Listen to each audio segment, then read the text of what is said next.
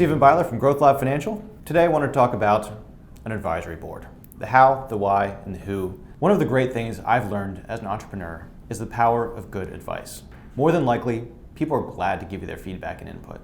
As an entrepreneur, to get good advice from great people, you simply need to find the right people and provide them with an organized context for them to contribute.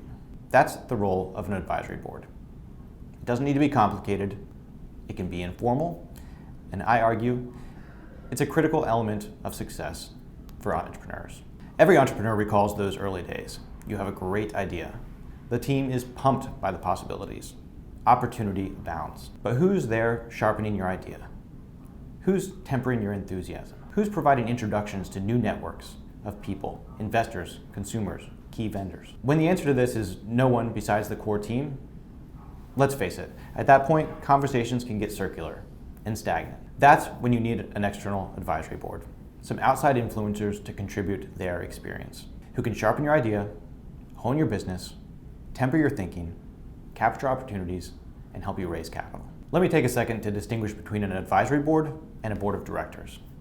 Your board of directors is, of course, your legal governance for the business. Most startups I see don't consider bringing outside board members in until they've taken on significant investment. A board of directors has its place, but an advisory board comes first. Because an advisory board can be informal, started with a conversation at a party. Advisory boards are flexible, meeting for coffee, lunch, individually, as a group, and they provide the support that entrepreneurs need. So why don't entrepreneurs just leverage one another to get the support and advice they need early on? It's ironic, yet the early days of an entrepreneurial venture can be lonely, despite the fact that we're often amidst and surrounded by other entrepreneurs. So why don't entrepreneurs provide the critical advice to one another? It could be inexperience. It could be that each is focused inward on their own business. You need people who care about you, about your idea.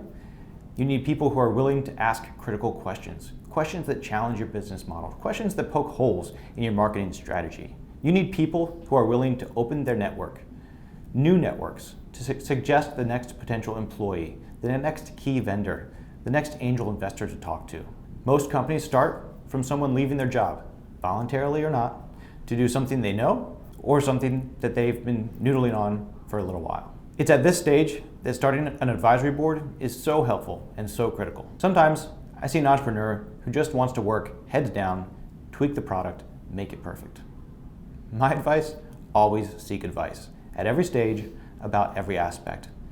The earlier you can make adjustments, the easier it is to make them. Advisors can help in three key ways: help capture market opportunities, help with capital raising, and help give context and feedback to the business operations, including people, processes, and systems. When you engage in an advisory board, they begin to buy into your strategy because their fingerprints are on it, because they have helped shape this thing that is your business. And when that happens, they have a personal interest in seeing you succeed. They are going to open their network to you, providing you with connections, introductions, and meetings. They are going to do their best to help you find customers, whether that is introducing you to a decision maker and an enterprise client, or introducing you to a key influencer of potential clients. They are going to help you find your first investors. Your board of advisors may actually be some of your first investors. They are going to help you run your business more effectively and efficiently.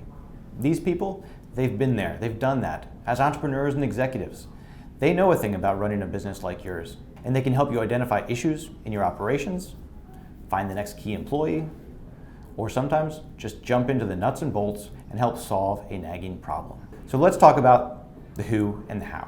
In my experience, you are looking for people to fit into three categories. First, you're looking for people with holistic business experience. Second, people with experience raising capital. And third, people with specific industry experience that you need. I often get asked if these people are looking for compensation. No. If you find the right people, they're not looking for cash. They want you to succeed because they care about you. They like you. And they want to see their own ideas that they've brought into your business succeed. Many people will engage in substantive conversation and not need any compensation. They enjoy contributing and enjoy seeing you grow. However, there may be a core group that you want to take to the next level.